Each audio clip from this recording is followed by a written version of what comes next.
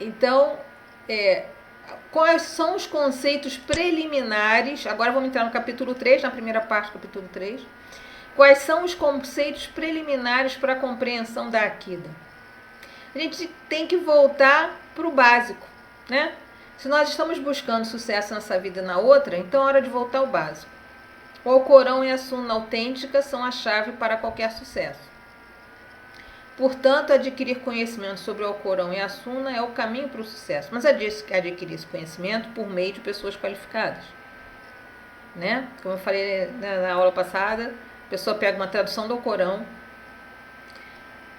pega um Jardim dos Virtuosos, traduzido para o português, e, nossa, sai por aí dando fato, é um perigo, né? Não, é complicado. Primeiro porque não está lendo o Alcorão. É uma tradução. Segundo, que embora o Jardim dos Virtuosos, os hadiths que estão lá sejam considerados todos autênticos, eles não contêm todos os autênticos. E muita legislação não é tirada só de hadith sahih, tem outras classificações de hadith que são válidas para se deduzir, né?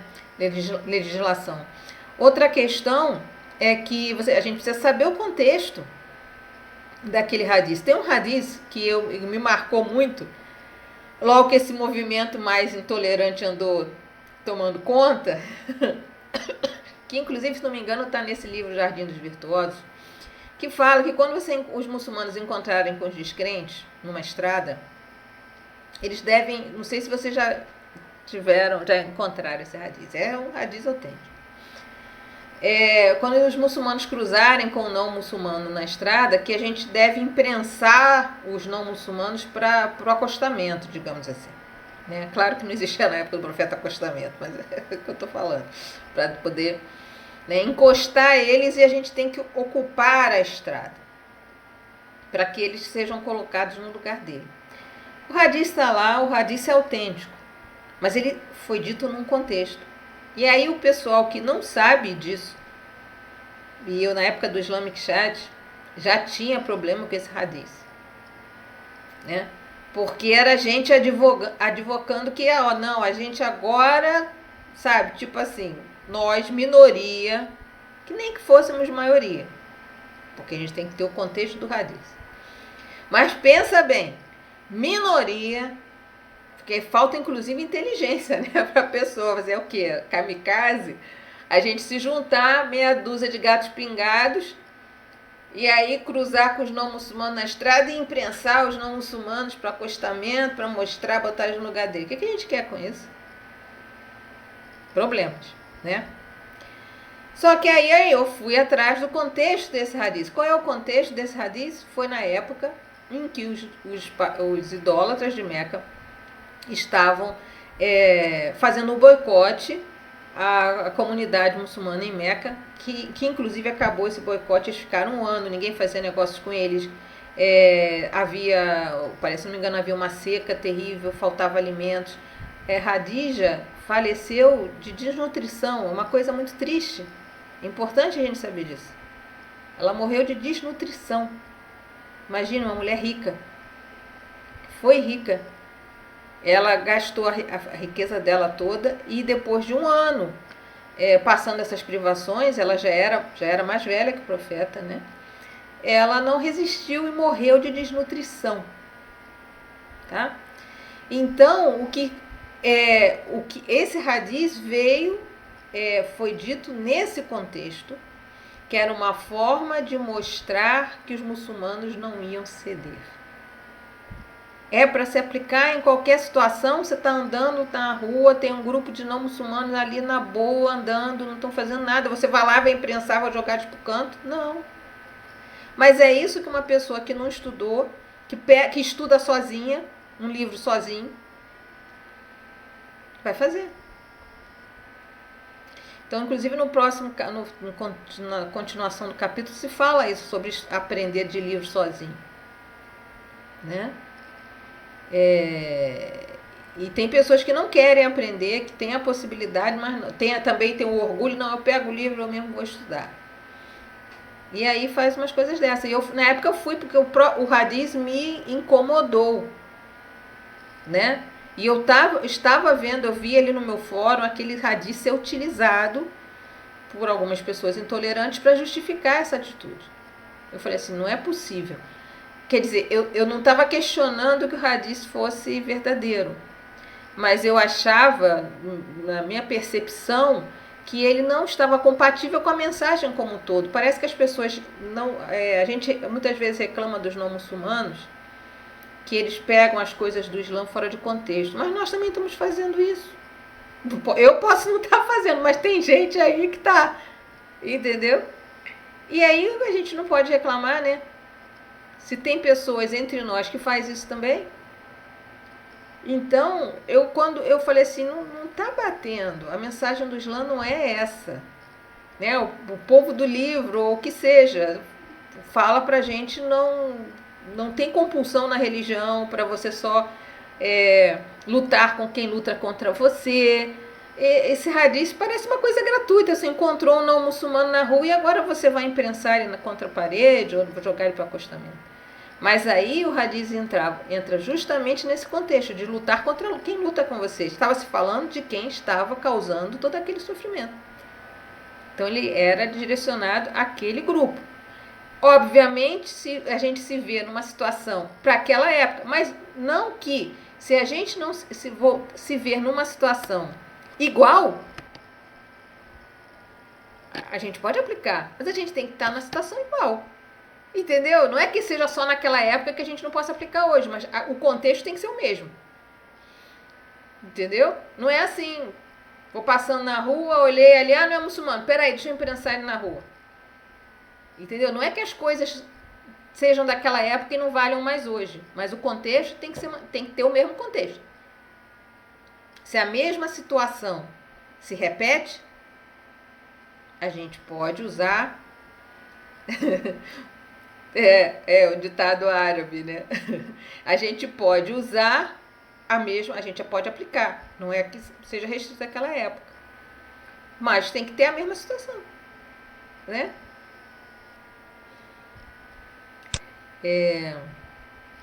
Sumiu, mas sumiu para todo mundo? Eu tô aqui me vendo. Voltou, mas tinha sumido mesmo?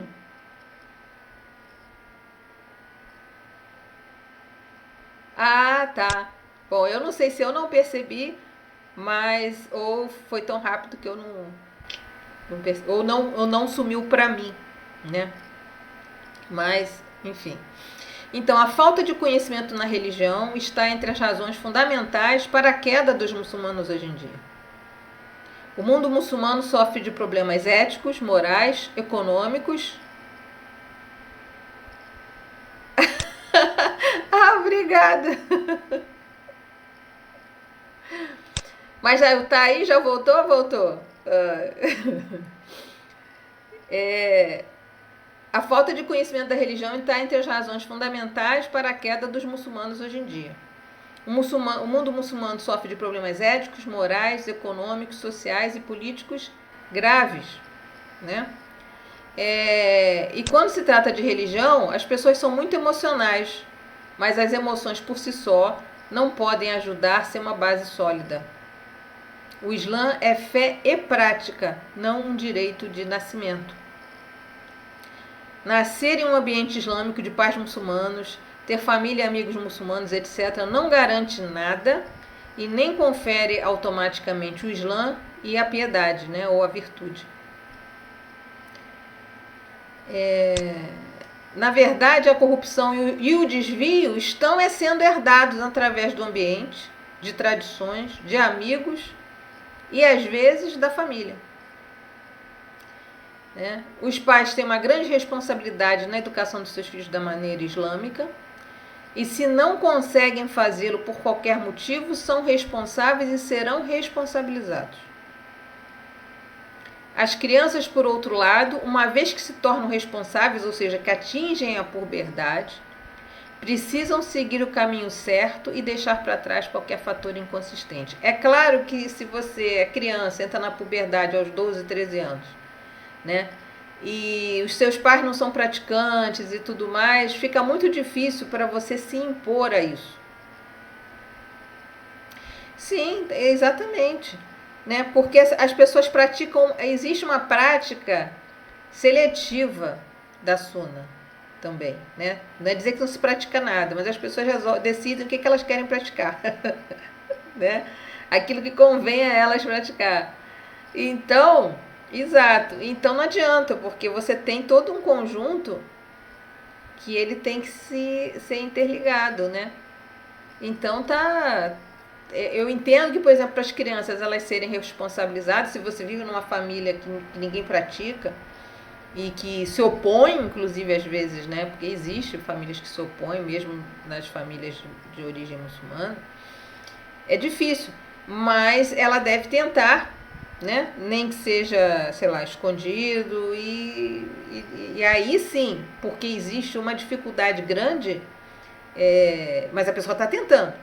O problema não é encontrar a dificuldade e se render a ela. Você encontra a dificuldade, você tem que tentar. Mas se você não conseguir por causa dessa dificuldade excessiva, né?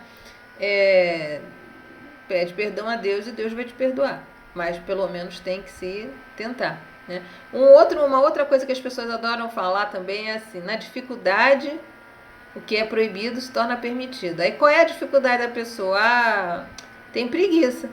Isso é dificuldade? Não é, né, gente? Então, né? Vamos ser. Tudo é bom senso, né? Quando se fala em dificuldade, é uma dificuldade, uma perseguição, sabe? Uma coisa que esteja além das suas forças.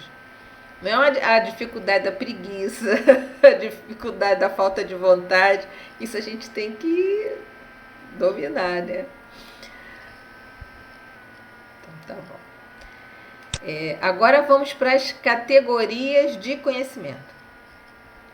O conhecimento da religião tem subdivisões, né? O conhecimento do Tawhid, que é o monoteísmo islâmico, que a gente vai ver aqui nesse livro, se Deus quiser. O conhecimento das regras da religião, que é fiqh. O conhecimento do Hadith, o conhecimento das interpretações do Alcorão, que é o Tafsir, e etc. O conhecimento de Tawhid é o melhor e mais nobre de todo conhecimento no Islã, porque implica saber o que convém a Deus, o Altíssimo, e o que é impossível de estar entre seus atributos, e o que se aplica e não se aplica aos seus mensageiros. O Tawhid é classificado em duas categorias. A primeira é obrigatória para todas. Eu sou meio paranoica com essas coisas, né? Porque seria a primeira, porque eu estou falando de categoria, mas enfim, passou na minha edição aqui. É obrigatória para todas as pessoas responsáveis. Tá? Então, tem um conhecimento que é obrigatório para todo mundo. Essa obrigatório para todo mundo é o conhecimento do Tawhid. Que não, apesar disso, a gente não deve abandonar a segunda parte, que é as orações, conhecimento das orações, conhecimento da prática do jejum, da caridade e da peregrinação. A parte obrigatória do Tawhid, que é chamada de Fard Aim. Fard Aim é obrigação individual. Tá? Inclui a crença em Deus, nos seus anjos, nos seus livros, nos seus mensageiros, no último dia, no destino, etc.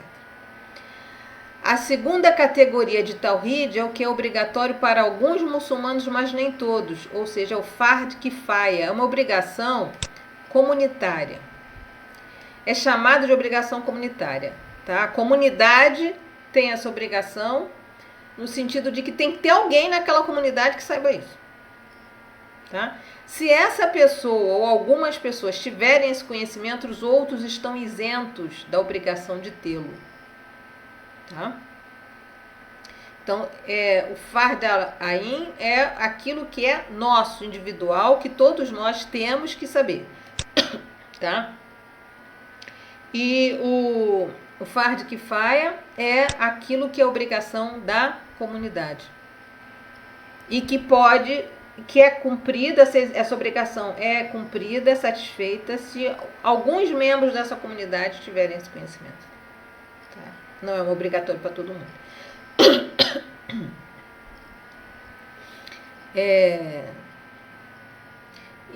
Essa segunda categoria inclui aprender as provas dos princípios da crença do Alcorão, do Hadith, do intelecto, para ter a capacidade de refutar as reivindicações de pessoas erradas e extraviadas. Então tem que ter alguém na comunidade com conhecimento suficiente para, no caso, a função dessas pessoas vai ser o quê? Proteger a integridade da crença da comunidade de pessoas extraviadas.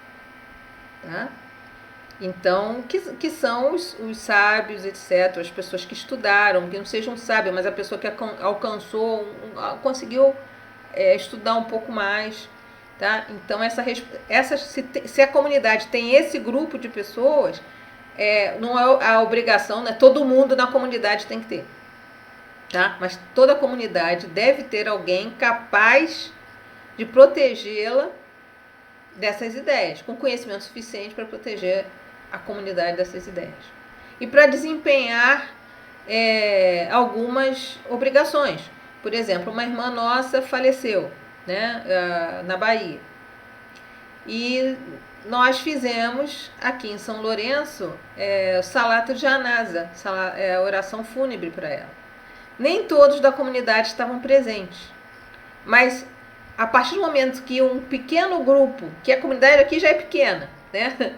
Mas que um pequeno grupo dentro dessa comunidade pequena se reuniu e fez essa oração, os outros que não estavam presentes ficaram isentos dessa obrigação. Tá? Mesmo sendo uma irmã que faleceu em outro estado, tá certo? Se a gente tem ciência que a pessoa faleceu e a gente pode se organizar e fazer, a gente pode fazer. Tá?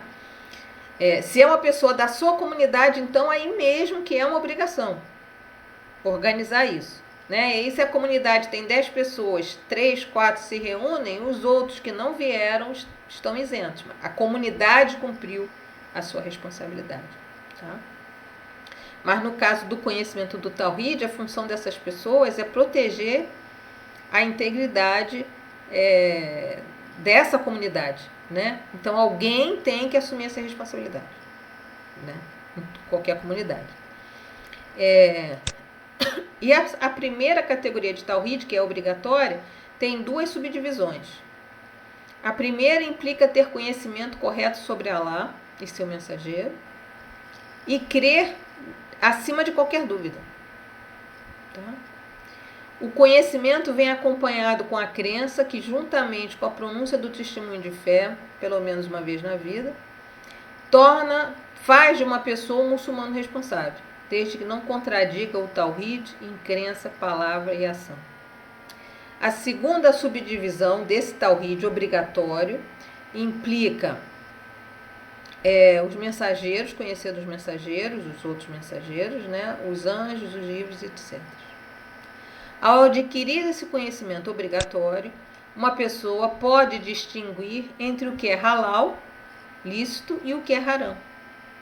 Tá? Falando do halal e do haram, a pessoa consegue, pelo menos, reconhecer as coisas mais óbvias sem passar pelas nuances, né? Que existem as nuances. O Imam Buhari disse: se alguém adquire conhecimento obrigatório da religião, a maioria do pacote não sabe, só sabe esses dois. Se alguém adquire o conhecimento obrigatório da religião, adquire a capacidade de diferenciar entre o que é lícito e o que é ilícito, o que é aceitável e o que não é aceitável, e o que é bom e o que é mal. Para que a adoração seja válida, uma pessoa responsável tem que aprender acerca de Deus corretamente e deve ter a crença correta. O Imam Al-Ghazali disse: a adoração é válida apenas depois de se conhecer corretamente acerca de Deus. Então veja a importância da Aqidah, porque não ter a Aqidah correta invalida as nossas adorações, a nossa adoração, invalida as nossas orações. Eu mesma não sabia disso, saber agora, estudando aqui. Assim, se uma pessoa adquire esse conhecimento da religião, saberá como executar a adoração. ao implementar esse conhecimento corretamente, uma pessoa responsável pode receber recompensa no dia do juízo.